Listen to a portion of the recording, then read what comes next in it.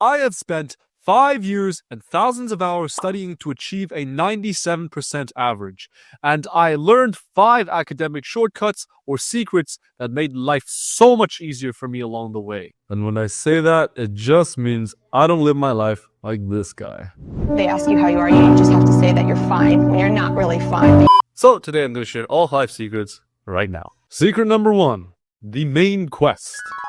It's January 14th, 2023, and I just got invited to play basketball with some new friends in high school. And you know what? It's actually a lot of pressure. I'm going in there thinking, oh my god, what if these guys are really good? They play ball all the time. What if I get ass blasted? What did he say? And so a few hours before we went out, I was practicing at home, doing tricks, breaking furniture, and then we got there. And to my surprise, I actually did okay. Like, I wasn't the best player on the court, but I was getting buckets. And so by the end, everyone was like, Yo, Daniel, you're actually pretty nice at ball, man. Hey, listen, we're gonna be playing at the park tomorrow. You should pull up, bro. and right now in my head, I'm thinking, let's fucking go, man. A part of the popular kids now. And so I said, fuck yeah, let's do it, bro. But at this time, I was already struggling to crack the top 10% in school. I was also trying to hit the gym every single day. And now I had to practice basketball a lot because all my new friends did as well. And there have been so many times where I truly thought that I could work on 3 or 4 goals at once and win big. I thought I could be really, really good at all of the goals that I wanted to achieve. But let's do the math. 3 to 5 hours a day to stay competitive in school. Constantly eating to bulk up in the gym, and an hour a day to stay in the gym. And 2 to 3 hours a day of training basketball to keep up with my new friends. Now, don't get me wrong, you can still improve on all these things and be slightly above average or decent, but if you want to be exceptional at something, if you want to be a top performer in something, it is not enough. And what I failed to realize at the time was, you can be good at many things, but you can only become great at one thing at a time. And there's so many of you guys who are trying to please your parents, please your friends, please yourself, and become exceptional at something, but you're not realizing that it takes an exceptional amount of work. And you can't do that for multiple things at a time. Secret number 2, the watering hole. 9 months ago, I was sitting at home in this very room, and I'm studying for my final exams, which are in a week. I'm cramming in chemistry problems, my wrist is getting tired, and the entire time I'm thinking, I'm actually kind of hungry. I wonder if my friends are on Minecraft right now. Should I take a nap? It's going to be kind of hard to focus. And I'm getting pissed because every single time I solve a problem, I start looking at my phone or on my computer, walking around, doing whatever the fuck this is.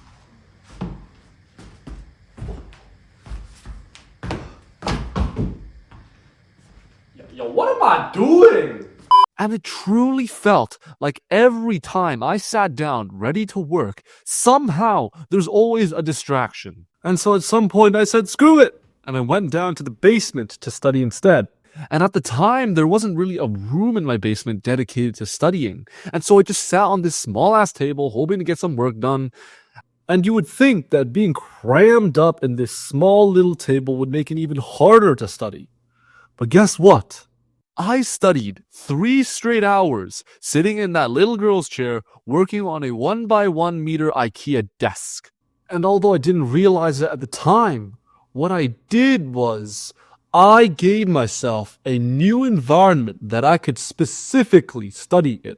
After researching multiple studies, I have found that designating a new environment for which you only work is so helpful.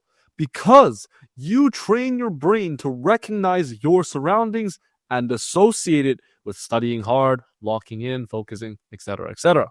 And so when you walk in that room, your brain goes, oh shit, blue room, brown desk, looks like a study session to me. Time to get serious. Now, if you're a loyal member of my channel, you will know I preach this a lot, and it's because there are not many fast and actually effective hacks that you can use to improve your productivity. But this is one of them, so please try it out. Secret number 3, the first push. Now, I think a lot of you guys agree that it's actually a lot harder to start working than it is to stay working. And it's because the activation energy is a lot higher. Now, I have this super smart friend, way smarter than me even, and he once explained it to me like this. Let's say the thing we needed to do is move this boulder up the hill and then back down to the other side. We would then say moving the boulder up is productive and not moving the boulder is unproductive. So to be productive, we would first need to get this thing to the top. But as you probably guessed, it is so hard to push this giant rock up the hill, just like it's so hard to sit down and be productive, especially when you don't feel like it. And then he started to describe the experience of sitting down and trying to be productive or trying to move the boulder up the hill. You sit down, you feel annoyed. You try working and you feel sluggish, unmotivated, bored, distracted, and just uncomfortable. But while most people quit, you tell yourself, no, I will continue to sit in this chair and try to study even if I feel sleepy or hungry or bored. And eventually you push to the top of the hill and suddenly you're working. You're flipping pages, coming up with ideas, and you're finally starting to feel good about yourself. And before you know it, the boulder has rolled down the hill and you have done what you needed to do. Now, this idea of rolling the boulder up the hill and sucking up the pain when I first start working is what keeps me going every single time I think, oh, today's just not my day. Because I know that if I keep pushing, at some point, that boulder is going to start to move itself. And that is when I win. And so I just want you to know that success is always on the other side of a hill, and it's always going to hurt trying to get up the hill. But as long as you don't quit midway, you can break boundaries you didn't think were possible for you. Secret number 4. What now? I have failed 2 job interviews, 2 YouTube channels, 3 sports tryouts, 2 relationships, and of course, a bunch of exams. And in school, there are countless moments where we're disappointing ourselves, whether it is with goals, relationships, exams, and every single time I would fail, I would think I am worthless, or stupid, or useless. I'd sulk for days, fall behind on work, and get mad at myself, yet I had no motivation to do anything about it. And then one day, when I was at a family dinner, my father asked me, Daniel, why do you feel so sad? And I told him that I couldn't bear being so stupid and unmotivated while other people around me were seeing success. And he simply shrugged me off. And he said, So you fucked up a few times. What now?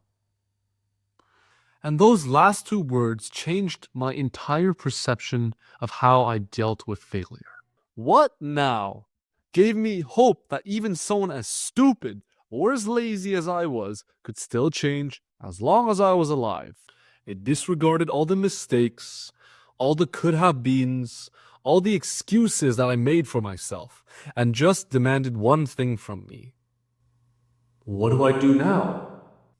And in thinking this way, I have saved myself a lot of self-hatred, a lot of time, and most importantly, it has pushed me to learn from my mistakes instead of drowning myself in them.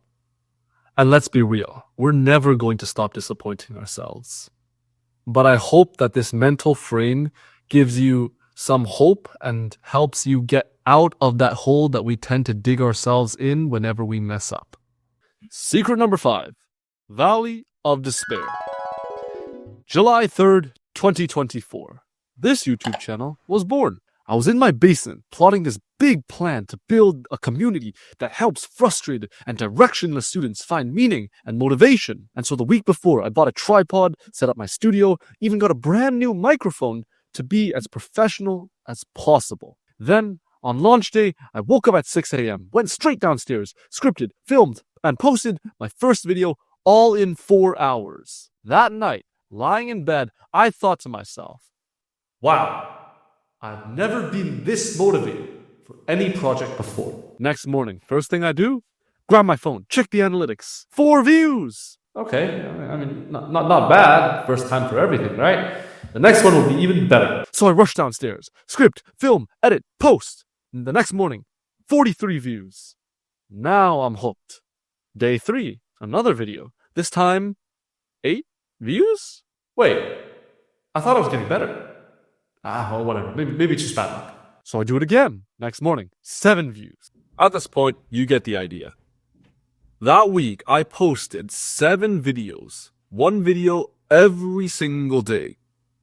And aside from the second video where I got 43 views, none of them even pushed past 10. And so I decided, okay, maybe I need to switch up my strategy. And I said, okay, if 7 videos each week won't do the trick, then I'll make 1 really good video I'll post every single week. And that's what I did. And I worked my butt off to get that video out. 7 days later, I posted my best video yet.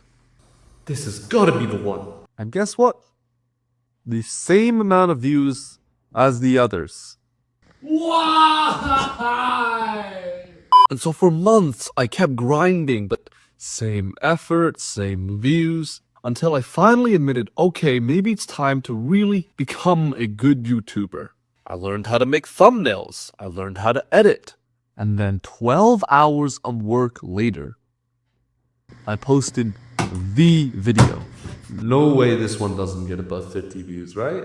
And guess how many it got? 8 views. It's not possible.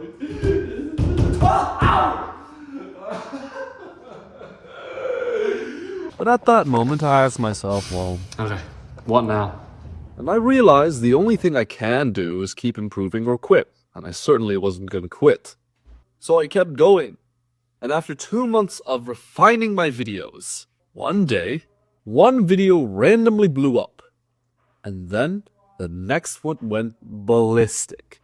But look at the statistics. Half the people would have quit after their first try. 90% of people would have quit after 2 weeks. 99% of people would have quit after 2 months of actively trying and still getting nothing.